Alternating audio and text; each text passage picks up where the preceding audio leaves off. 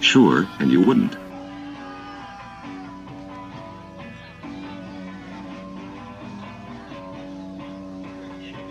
But we don't need to give interviews if we don't want to.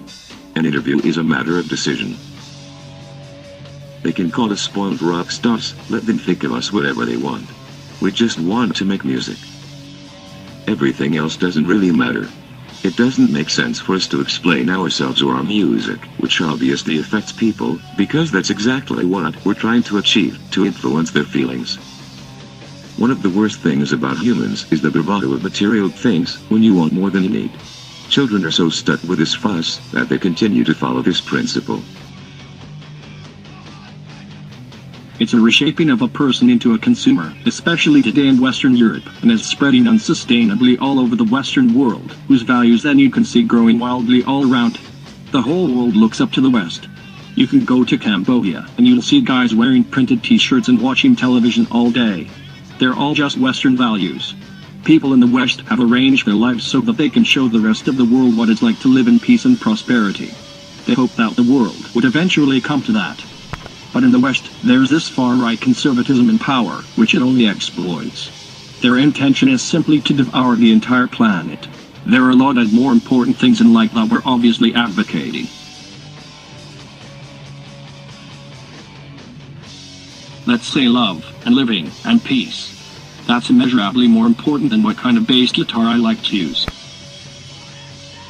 There are not many examples of people who, like us, have begun to operate within the system. Let's remember Gang of Four or, above all, The Clash. They tried it, and I don't think they sold on either side.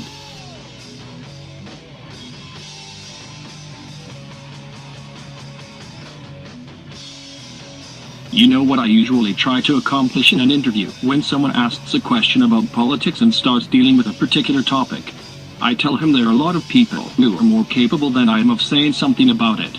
If you want to talk about animal welfare, there's a lot of information on that subject. But while I'm also not invited to talk about it or Middle America, I can at least mention that or some other topic, so that people at least become aware that it exists.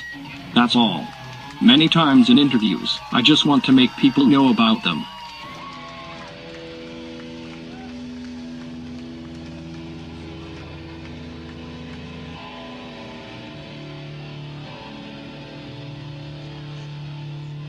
Do you know that scorpions, of course, claim that what they do for money?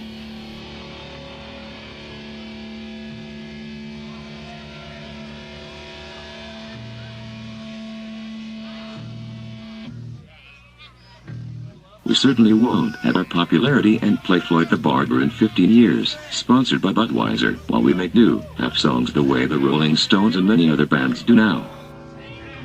They live so lavishly, they have piles of cars in cities, not houses.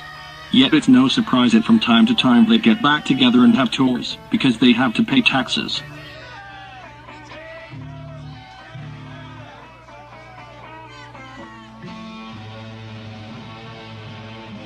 Motorhead definitely isn't empty. The Ramones didn't either. A few months ago we played with them in Belgium. They were amazing to me.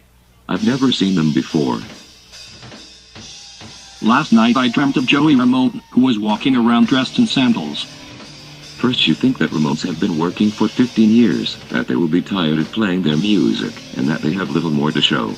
But nothing like that, they didn't just wink and play old songs at all. That's why they have cult status. The Ramones are Ramones. They should still be seen alive. A lot of people still think they're taking advantage of the old glory, and they had to stop working a few years ago. It's not like that. The last thing I bought from them was Too Hard to Die 1984, and it was an excellent record. It's pure classic.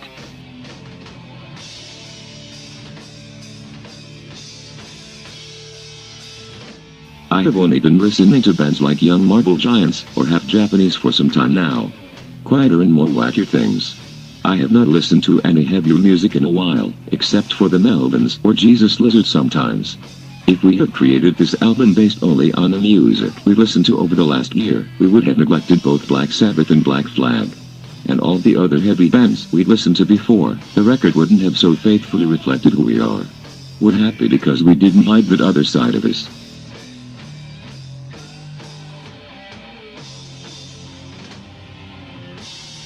Now I listen to world music, Malaysian music and some African, but I don't think it affects my contribution to the group.